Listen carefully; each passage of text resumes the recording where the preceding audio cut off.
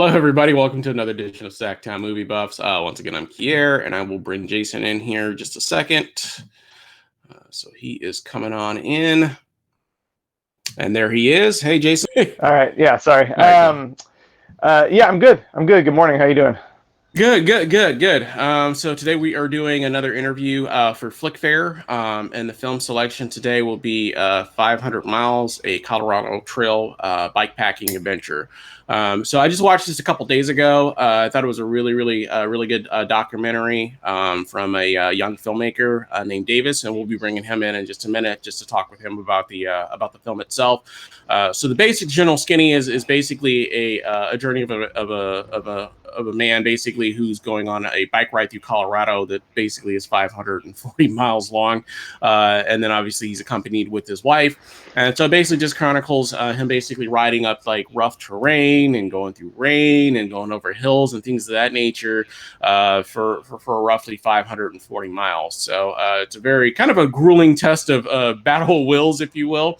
So I thought it was pretty interesting, and the cinematography was beautiful. I love the landscaping and the background of it, and just like the terrain and that sort of thing. Well, it's in Colorado, which is a very beautiful place. I've been there a couple times myself, and the terrain I thought was just amazing. What was your take on it, Jason? Yeah, same thing. I enjoyed it. Made me want to get a bike again because honestly, I haven't. I used to ride my bike all the time. I had a newspaper out and everything. I mean, nothing like the Colorado Trail or anything like that. But I'd go on rides with my dad for 10 or 20 miles. That seemed like a long way back then. But right. I haven't owned a bike in probably 20 years, man. Maybe want to get a bike and do the same thing. Yeah, same. I mean, I know they always say like it's like riding a bike, you know what I mean? But I personally haven't ridden a bike in so long. I'm kind of scared to get on one and actually try riding one, you know what I mean? Because it's been so long since I've actually ridden a bike. So I'm like, well, will I fall over? I don't know. I ride like the stationary bikes at like the gym and stuff like that, but I haven't actually ridden like an actual bicycle since I was probably a teenager. So it's been quite some time, and I'm 21 now. So, yeah. So it's been quite some time. You haven't been 21 for 21 years. Yeah, man. Hey. You're still old. by 3 months. Yeah, absolutely. Well, we're going to go ahead and bring in Davis and chat it up with him for a little bit just to get some inspiration about his film.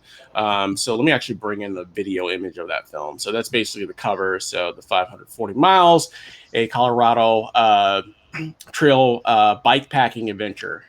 So that's kind of just a steal of the gentleman riding the bike. And so we're going to bring in Davis now, just so we can kind of chat with him for a little bit and just kind of get his overall take on, just his inspiration for the film and find out a little bit more details about the film and the process itself. So I'll bring this back down one more time. And then I'm going to bring him in real quick. Give me just a second here.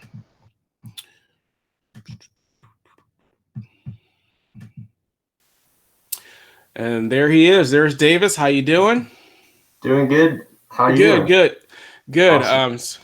Thanks for joining us. Yes, thanks for joining us. Hopefully it wasn't too early for you or anything like that. It shouldn't be too bad since you're about an hour ahead of us, I believe. So, but day's going good so far. Yeah, going good. How about you guys? Good. It's a early morning here for us, and I think we're both kind of just getting into it. So, but so far so good. So you're not to bring your age, but you're relatively young. So was this your first film that you've worked on, or? So I've done a couple projects. Actually was in high school all for 4 years, and I did video classes all my 4 years in high school. Okay. I've been graduated for about 2 years now, and I'd say this is the first like big project that I would actually call like a short film. I made a number of student films while I was in the school, but those were more of kind of like assignments or passion projects. And this was more of like my first actual like long form documentary type piece. Okay. So in that regard, it has been kind of my first documentary. Okay. And how did this film basically come about? What inspired you to do this documentary? Did you know? I think his name is David, right? That's the gentleman that's right. Dave, yeah. Yeah, Dave, yeah. Yeah. Great question. So it kind of was a mix of just luck and circumstance. Basically, my buddy Connor actually was going on this site called Nextdoor, and he saw this post from a guy named Dave Bauman who was looking for a trail assistant to go with him on the Colorado Trail and fly a drone and help him with some of his travel and stuff like that. So Connor reached out to him, and it didn't end up being a great fit for him, but he said, hey, my buddy Davis loves doing this adventure filmmaking type stuff. So he connected me with Dave, and we just kind of chatted, and we worked out an arrangement. And so I went with Dave. I ended up going with him on 7 of the segments of the trail.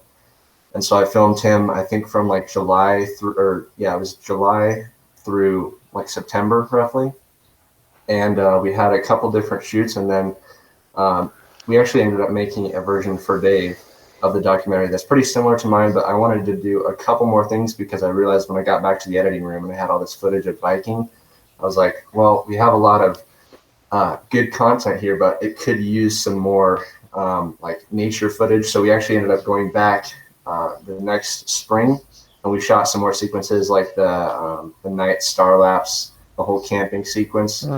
And that paid off because I wouldn't have been able to take all my equipment that I used for that time lapse up the first time because we were actually bike packing, but the second time we kind of staged it. So it was a little bit, it's like not a total 100% authentic documentary in that regard. I mean, that happens, you know, to tell the story, you know, it's worth going back to get the extra footage. So yeah, that's kind of how it all came together though.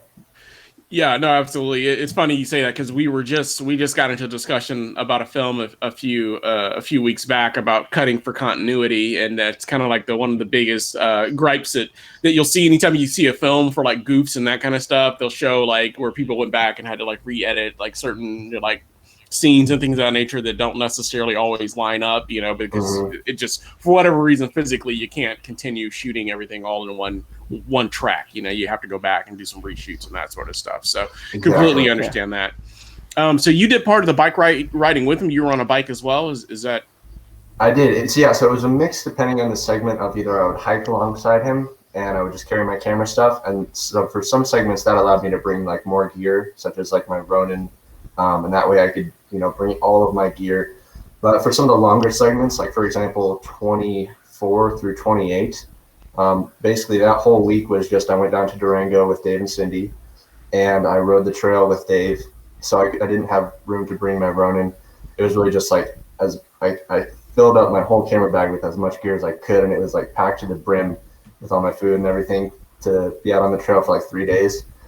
And that's the last little stretch where we just rode the trail and knocked out the final shots. And honestly, that was probably the best part of the whole thing, because I think that stretch of time was just where we got the most money shots. And we had a great stretch of weather. We got so lucky with the weather. Like didn't have it was sunny every day. Didn't have like a lot of big challenges with like wind or, you know, a lot of things that could have come up. So we got really lucky there.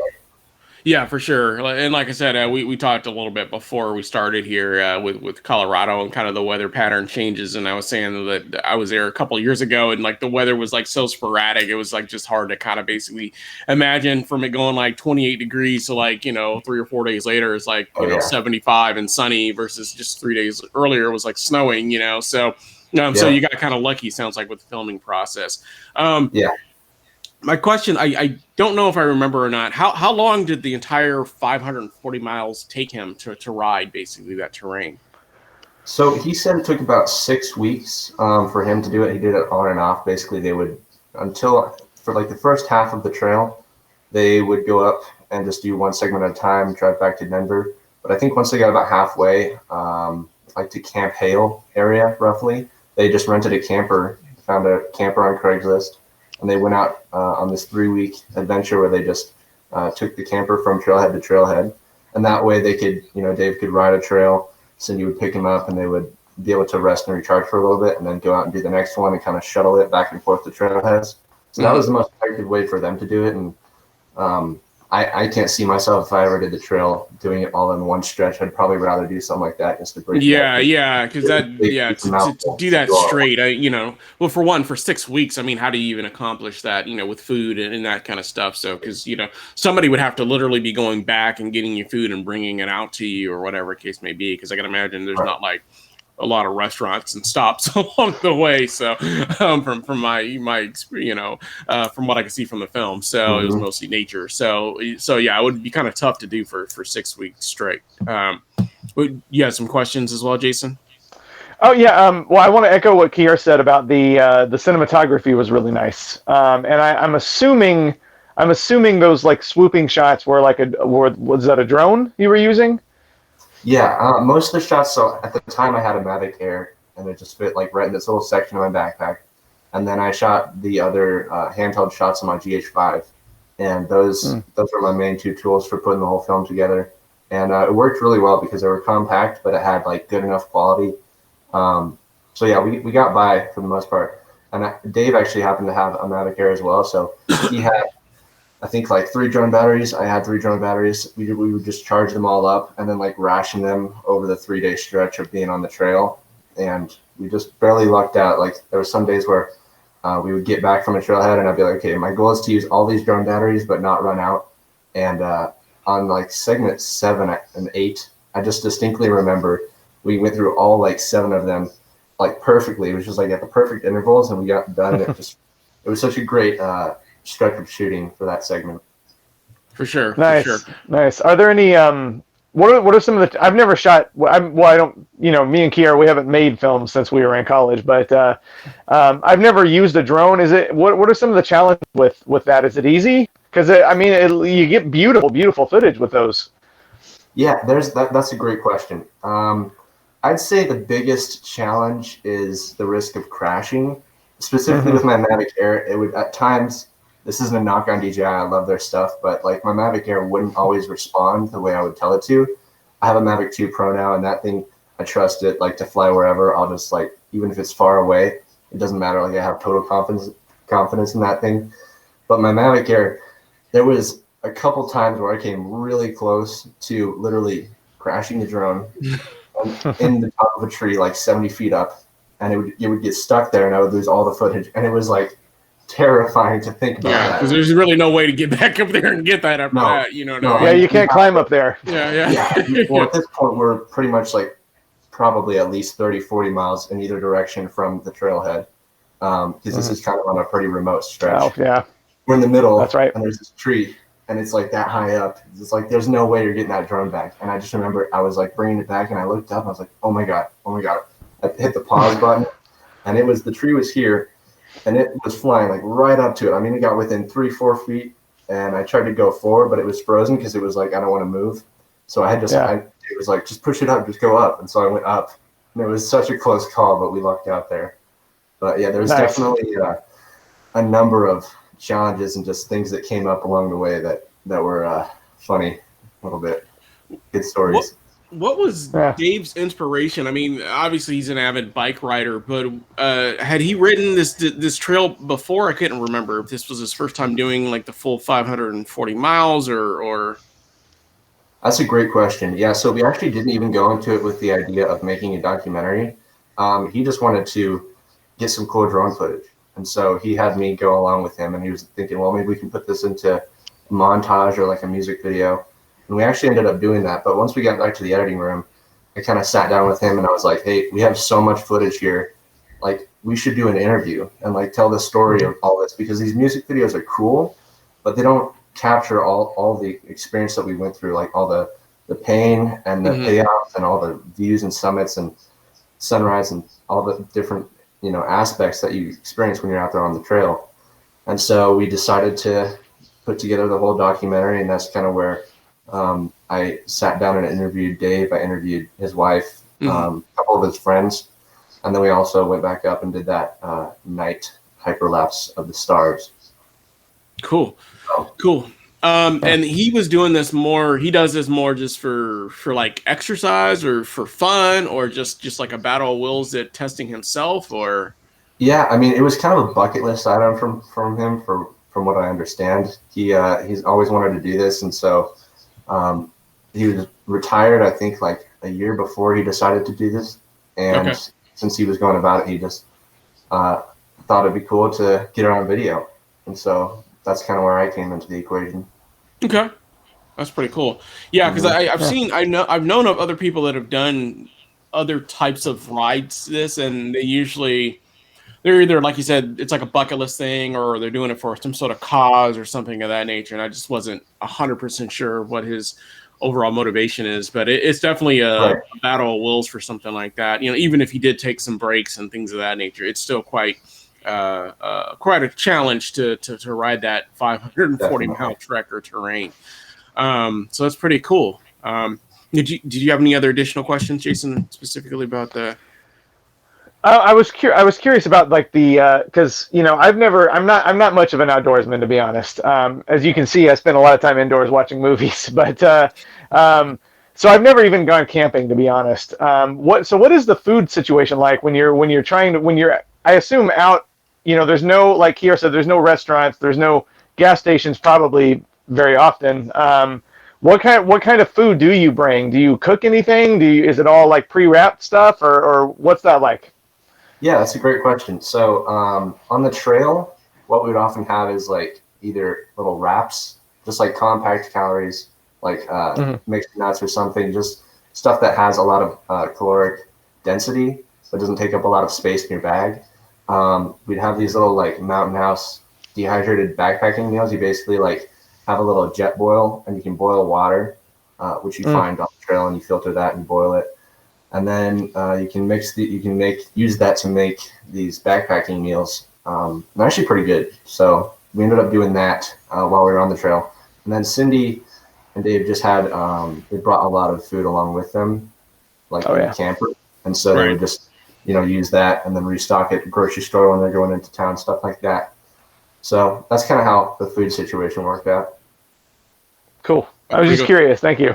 Yeah, Yeah, and then I remember him saying something about like how much fuel he was burning in terms of riding versus Yeah, how two or much three intake thousand he. calories a day. Yeah, so that's That's it's insane. quite. yeah, Yeah. yeah. It's a lot of weight. You're pedaling all that around on a bike, so it definitely burns a lot of calories. Yeah, I gotta Yeah. imagine. And I only knew that just from I've seen like another documentary where like Michael Phelps, who was when he was competitively swimming, he was burning something like 10,000 calories, and so like he had to like eat like these massive meals and things of that nature. So I always wonder like if you're riding a bicycle all day, I gotta That's imagine you're burning tons of calories as well. So yeah, absolutely. So mhm. and then I guess how much ground could you guys cover like in a day? In terms of the ride itself. Like what I mean, how many miles were you doing on average per day on the stretch you were with them? So I think from what I remember, once we were doing the filming, I had my Garmin and I was kind of measuring, which is like a little device that you use to track the amount of distance that you cover, you can plan out routes or like see how far you've gone, stuff like that, navigate. So looking at my Garmin, I think I remember we were getting like 2 miles an hour, which is really slow for biking because normally without filming you'd go a lot faster than that. But Right. when we would be biking, we would stop, unzip the bag, get out the camera, set up the drone, get it up in the Mm, air. That adds like 10 minutes to like a little section here. Then we wrap it all back up, keep going until there's another good shot, unzip it, get the camera out, turn it on. Okay, do this, go by, and then put it all back in and keep going. So it ends up slowing the whole process down quite a bit. Um, but I'd say we kind of covered on average like about one segment per day. And I'd say each segment, like that's roughly 15 to 20 miles, I'd say, in a day. It was pretty realistic for that rate. got it. Yeah, I can imagine it's going to slow you down more if you were just riding and had somebody like behind you following with like a camera or something of that nature, because you're not like going for speed, you're just kind of going for distance in that sense. Yeah, So exactly. Exactly. yeah. Yeah. Yeah, awesome. Well, yeah, I mean, like I said, I really enjoyed the documentary itself. I thought it was very interesting. And like I said, we look at a lot of documentaries on Flickfair, and they have a lot of like short films and things of that nature. And this is technically a short film as well. Um, but we tend to favor more of the documentaries that are interesting, that are doing something that I prefer documentaries where they're doing something that I don't do often or I don't see often, and something about bike riding. That's something I don't know a whole lot about because I've never really been like a competitive bike rider other than just like high school riding a bicycle to school or something of that nature. Yeah. But Yeah, I just thought it was very interesting and fascinating to learn about, what goes through that process, and, how one decides to take on whatever it is, whether it's 100 miles or 540 miles. I just think that's an interesting take that you don't see every day, and you don't hear about every day, that people are doing things of this nature. So I thought it was really an interesting topic. I guess, what's next for you at this point? Well, I want to definitely keep on doing this adventure filmmaking type stuff. I really enjoy it, and I think there's just cool stories out there. It's very physically challenging, but I think it also pays off because you get some of the you can actually document some of just the grandeur of the world out there. And so, one of the projects I'm working on right now, it's almost done, is actually another mountain bike film. It's a little bit shorter; it's about 10 minutes, but I don't want to give away too much, but it's pretty much a 14er mountain bike film. So we shot it actually in October with a buddy of mine, and basically we went up on the tallest peak in Colorado, and we the goal was to get to the top at sunrise, and so we ended up going up there and then filming the whole ascent and descent, and we're telling the story of that right now. So it should be published here pretty soon. I'd say like within the next month, I'll be releasing that. So Awesome. yeah. Cool.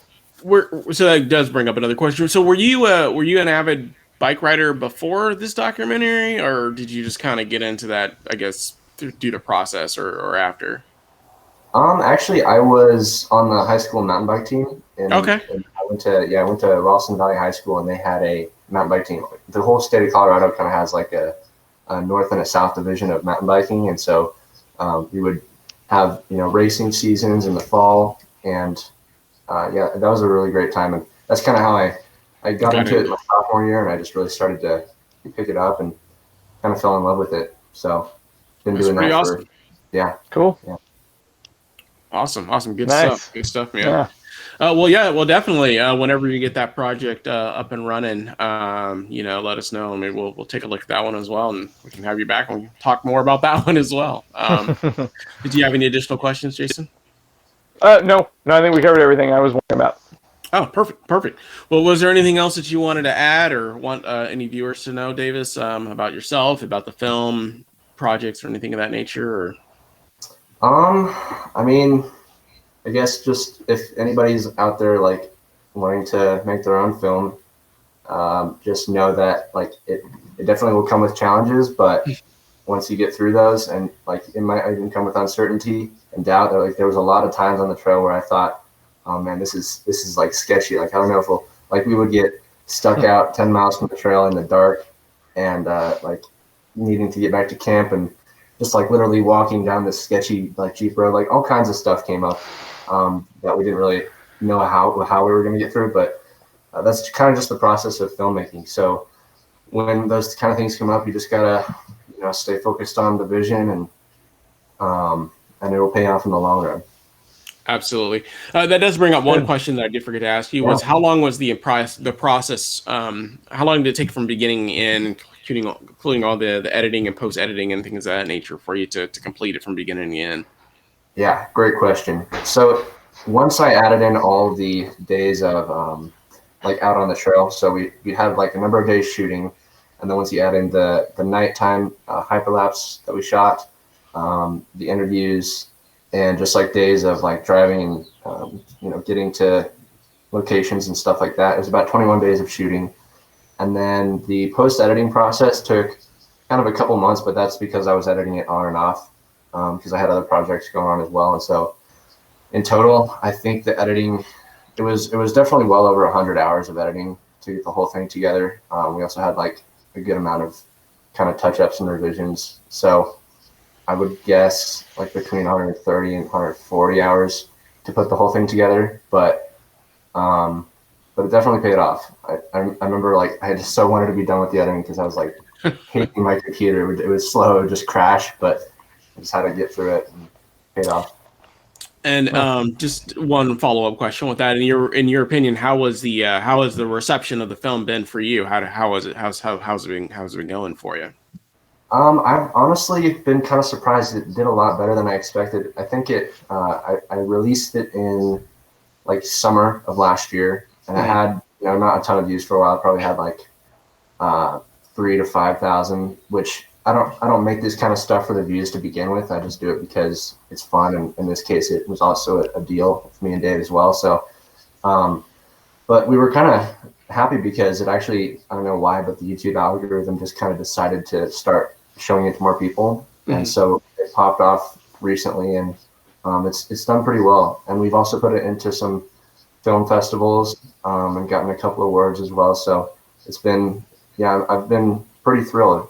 Definitely did not expect it to get a lot of views, or at That's least as awesome. many as it has. So Yeah, well, that's awesome. It's good to, Oh, at least nice. to see it. I know you probably didn't go into it, like you said, with the intentions of it being like this, huge project and that sort of thing. But it always is interesting to see some payoff for the work that you're doing for it, for sure. So that's always a good, I guess, incentivizer to go and do another project when the first yeah, one comes out absolutely. Yeah, good. So, for sure. Well, like I said, we definitely look forward to your next project. We thank you for taking time to sit down with us today, and then, like I said, we'll make sure we get you a copy when we get this uploaded. Like I said, it's on Flickfair right now, and then so that's where we found it. You can watch it there, and then obviously I'm sure you could Google and find it, and I'm sure you have it probably uploaded in other avenues as well. But we got it on Flickfair, and so that's kind of where we have been directing individuals to go watch it. So. But cool. And that's kind of what we like about Flickfair is to kind of give everybody, like a lot of the smaller filmmakers, the guys that are just starting out, kind of an opportunity. The short films, and some longer films as well. So it's a good platform that you can actually, because you submit to their film festival, and then they put it on their website as well. And there's not a lot of film festivals that actually do that. That actually will showcase your entire film on their website, so it gives everybody an opportunity to kind of watch it, and then they can vote on it as well. So I think it's kind of a cool avenue as well to get you some more views and some more exposure. So, well, cool. awesome. Well, anything else you wanted to add before we let you go today? I don't think so, but thanks again so much for having me on. It's really an honor, and I appreciate you guys' time. Absolutely. As always, Thank you.